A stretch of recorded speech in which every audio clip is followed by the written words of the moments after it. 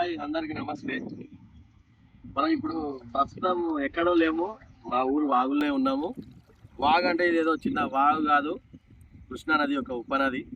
దీన్ని దుందుబి నది అంటారు. మ్యాక్సిమం అందరికి తెలిసి ఇది.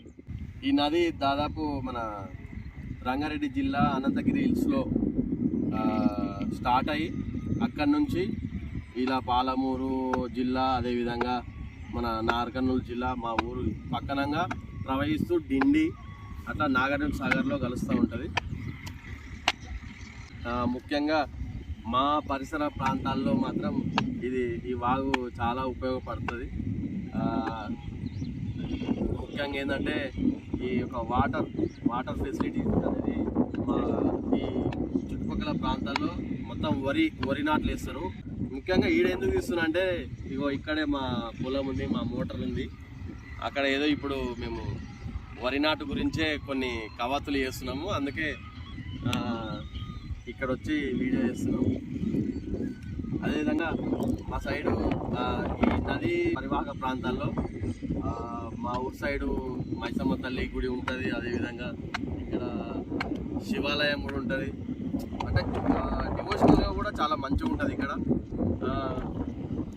అది మా మెయిన్ రోడ్డు. వర్షాకాలంలో ఎక్కువగా వర్షాలు వచ్చినప్పుడు అది మొత్తం మునిగిపోతూ ఉంటుంది. అట్లా మునిగిపోతుంది అనేసి నెక్స్ట్ ఇప్పుడు బ్రిడ్జ్ కూడా శాంక్షన్ అయింది, బ్రిడ్జ్ కూడా పడుతుంది నెక్స్ట్. ఎందుకంటే అప్పుడు వర్షాకాలం వచ్చినప్పుడు ఇక్కడ మొత్తం రాకపోకలు అనేది అన్ని బంద్ అవుతాయి అన్నమాట. ఇక్కడ డిండి నుంచి చేపలు కూడా పైకి ఎక్కుతాయి. ఇక్కడ మంచిగా అప్పుడు అంటే మొత్తం ఊరు మొత్తం చేపల పండుగ ఉంటుంది అనమాట, చేపలు తినడము. ఇక్కడ ఇసుక కూడా చాలా ఎక్కువ మోతాదులో తరలించడం జరుగుతూ ఉంటుంది. ఒకప్పుడు మన శ్రీశైలం డ్యామ్ ఉంది కదా, ఇప్పుడు ఆ శ్రీశైలం డ్యామ్ కూడా ఇక్కడ నుంచి నేనున్న ప్లేస్లో కూడా ఒకప్పుడు పెద్ద కోరి ఉండే. కోరి అంటే అదే టిప్పర్లతో కొట్టేవాళ్ళు అనమాట. ఇదంతా అదే ప్లేసు. ఒకప్పుడు మన ఊర్లలో కూడా ఫిల్టర్ వాటర్ అనేది ఒకప్పుడు లేకుండే. అప్పుడు ఫిల్టర్ వాటర్ అంటే ఇవే వాగులో ఒక చెన్మ తీసి, చెల్మ అంటారు దాన్ని, చెల్మ తీసి దాంట్లో వేస్ట్ వాటర్ ఫస్ట్ పైన వాటర్ తీసేసి దాని తర్వాత తీసేస్తూ ఉంటే ఊరుతూ ఉంటాయి అనమాట. ఫ్రెష్గా వస్తుంటాయి వాటర్. దాని టేస్ట్ ఇప్పుడున్న మినరల్ వాటర్ దేనికి పనికిరావు. అవి కూడా మాకు చాలా ఉపయోగంగా ఉండేవి. ఇప్పుడు ఒకప్పుడు ఇంకా వాటర్ చాలా తక్కువ ఉండే, ఇప్పుడు కంటిన్యూగా పోతున్నాయి. ఇంకా హ్యాపీగా సంతోషంగా వ్యవసాయానికి, అదేవిధంగా త్రాగునీరు కూడా ఎటువంటి ఇబ్బంది లేకుండా మా వాగు మాకు ఒక జీవనాధారంగా మారిపోయింది. ఇక్కడ నుంచి వెళ్ళే వాళ్ళు ఎవరైనా అంటే దూరపు వాళ్ళు కానీ, ఇక్కడ దగ్గర వాళ్ళు అంటే రెగ్యులర్గా ఎంజాయ్ చేస్తారు. దూరం నుంచి వచ్చే వాళ్ళు కూడా ఇక్కడ ఆగి ఒక 10 నిమిషాలు కేటాయించి వాటర్లో ఆడుకొని, ఎందుకంటే ఇంత మంచిగా ఉన్నాయి వాటర్. ఇంత చక్కగా వాటర్లో పిల్లలతో మంచిగా ఫ్యామిలీ ఫొటోస్ కానీ, అదేవిధంగా హ్యాపీగా ఎంజాయ్ చేస్తూ పోతూ ఉంటారు.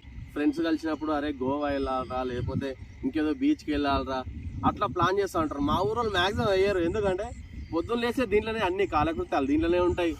పొద్దున్నే లేస్తే ఎంజాయ్మెంట్ దీంట్లోనే ఉంటుంది. సాయంత్రం అయిందంటే అరే పోదాం పరా వాగులో పోదాం, చిల్ అవుదాం రా అనేసి దీంట్లోనే ఉంటుంది. అంటే మాకు అన్నిటికీ ఇదే అనమాట. బీచ్ ఇదే, తర్వాత ఇక కొన్ని అన్ని పనులకు ఇవే అనమాట. ఈ వాగు అనేది మాకు అంత చక్కగా ఉపయోగపడుతుంది. అంటే ఇంకా ఒకప్పుడు మా వాగు చుట్టుముట్టే అన్ని రకాల ఫలాల చెట్లు కూడా ఉండేది. ఇప్పుడు కొంచెం జనరేషన్ చేంజ్ అయ్యే కొద్దీ కొంచెం చెట్లు కొట్టేయడం కానీ, లేకపోతే కొన్ని ఈ వాగు అంచుకుంటూ ఉన్నాయి కొన్ని చెట్లు.